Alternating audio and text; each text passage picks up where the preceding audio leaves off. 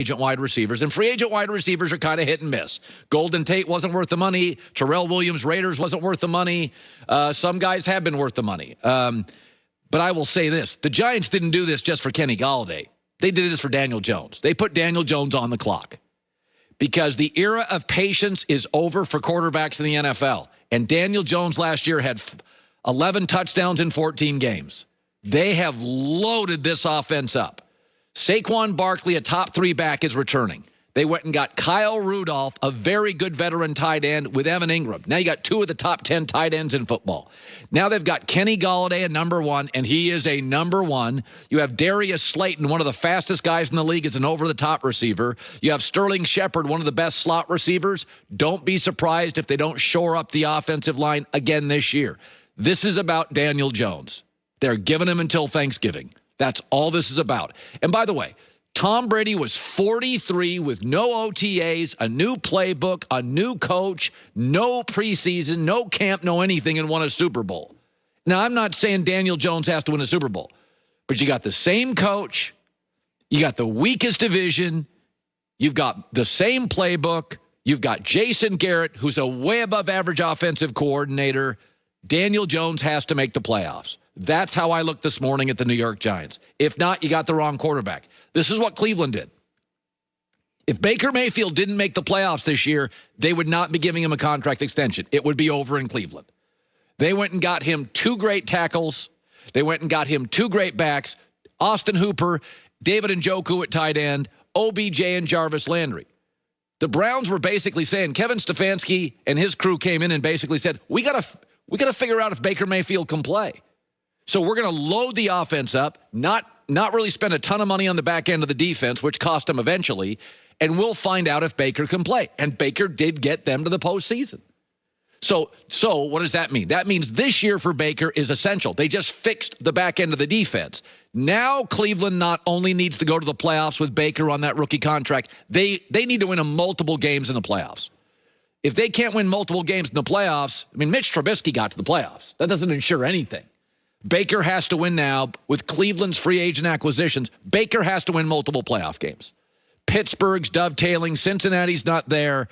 They need to do a Baltimore. You got to go in and win multiple playoff games.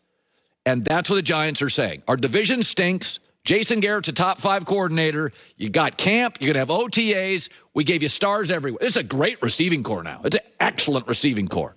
In fact, you go receiver to tight end, it's one of the top 5 or 6 in football. Now it's on Daniel Jones. 26 starts, training wheels are off. Can you play? And if you can't, this group of people, somebody can play.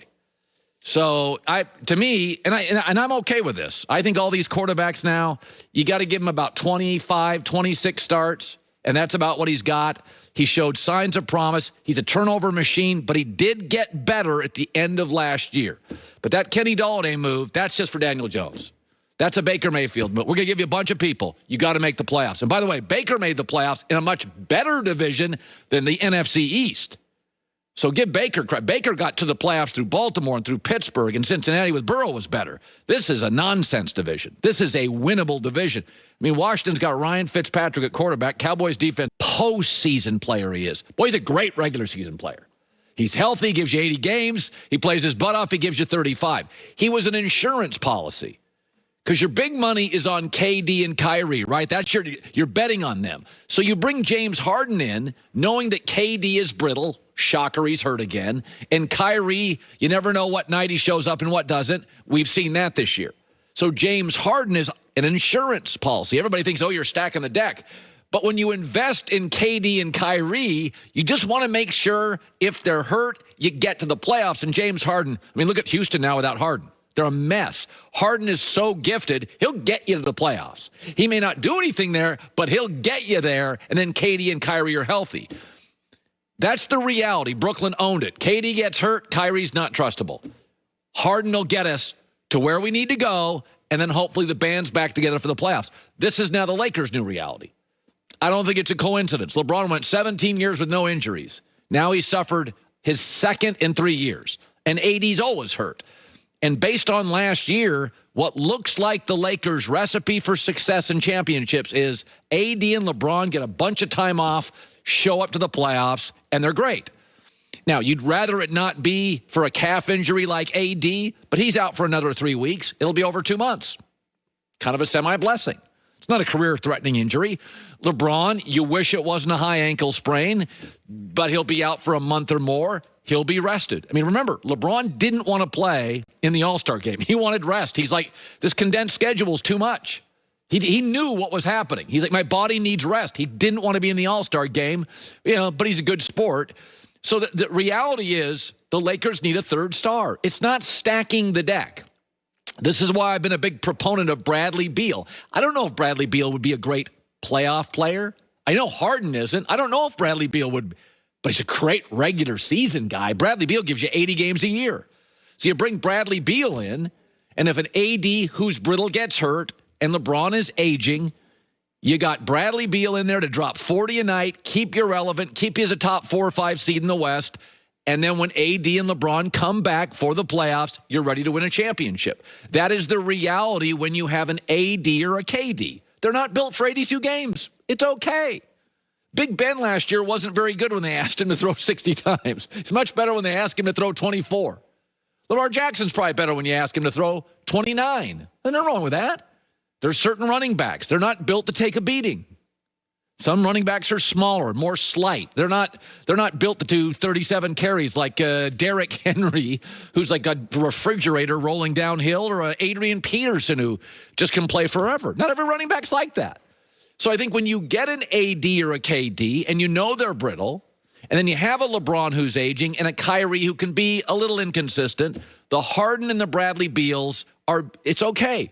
You see this with baseball teams all the time, where they have a couple of really good starters, but they got a lot of innings in them, and they're good postseason pitchers.